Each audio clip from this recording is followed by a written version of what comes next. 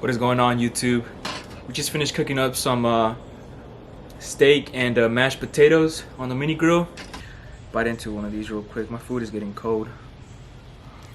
Let me try and focus it for you guys. Check that out. Steak, butter, cheese, mashed potatoes. It's so good. Alright, boys, let's talk relationships. I'm not really sure, how to go about it. I got so many things I want to talk about. I just don't know where to start. And, I kind of want to make this into a little bit of a series. I saw a lot of you guys commenting on my TikTok videos that you guys want to hear me talk about my life and my experiences, relationships, crashing out, being cheated on, whatever the case may be, right? What I've been through to help, you guys, the younger people, kind of not feel alone and feel like there's somebody else out there, that's been through things, I'm a lover boy, right? And I'll never regret, ever saying that, right? Because I really truthfully am, and I love hard and I love deep, and it takes a long time for me to fall in love with somebody, and I do that to protect myself, right? You see a lot of relationships out here, people saying I love you, like after the first 2 weeks of knowing each other. Like, you don't love this person, you just barely know them, right? You're barely getting to know this person. You have butterflies every time you see them. You have this emotion because you don't know them, so you're getting to know them, and that excites you. That's what makes you say, oh, I love you. It releases endorphins inside of your body that make you feel super good about this person, that you feel like, oh, this is the person for me, right? I was there too, guys, don't worry. I've been through that, and it takes a while for you to realize that those first few feelings you have for this person, they're kind of just sugar coated because they're being somebody that they want you to see, right? They're pretending to be somebody, not pretending to be somebody, but they're not being their true selves because they just met you, right? They're being somebody that they think you would like.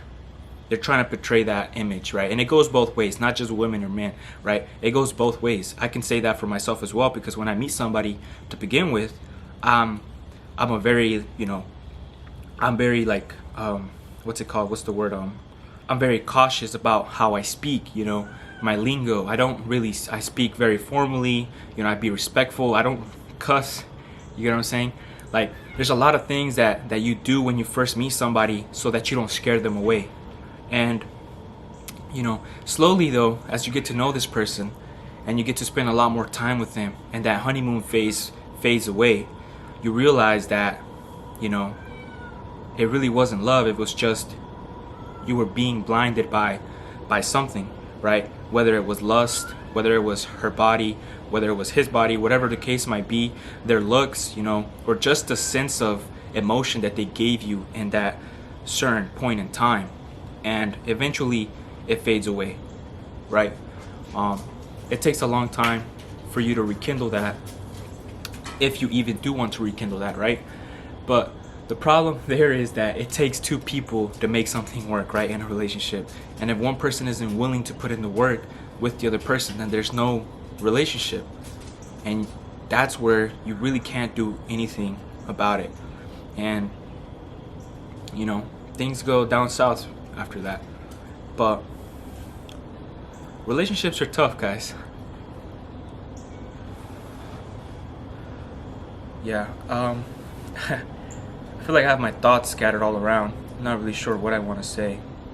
I got a lot to say, but I just don't know where to start. You guys should drop some comments down below.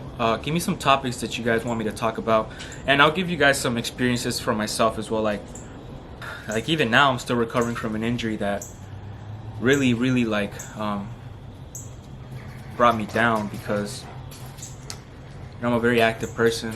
I like to be out playing sports, just out doing things with friends, and ever since this injury I haven't been able to. And so I've just been home, really, and that's what got me into cooking, because it's something I can do by myself. I don't got to rely on somebody to help me cook. And I just felt like such a burden going out, and even with my family, right? Just being able to just use one arm, just kind of felt like I was, you know, being a burden to them as well. And so, I kind of found comfort in cooking, and ever since then, I've just always liked doing it, and I do it alone because it's nice to be alone. Once you realize that it's okay to be alone, you begin to learn a lot of things about yourself that you didn't know before. Because when you're when you're with people, you're in the crowd, you're in the commotion, you're hearing about everybody else, but you're not hearing about yourself. You know, how you feel, how you truly feel, what you're thinking, and it's not until you become comfortable being alone that you can become comfortable being with somebody else.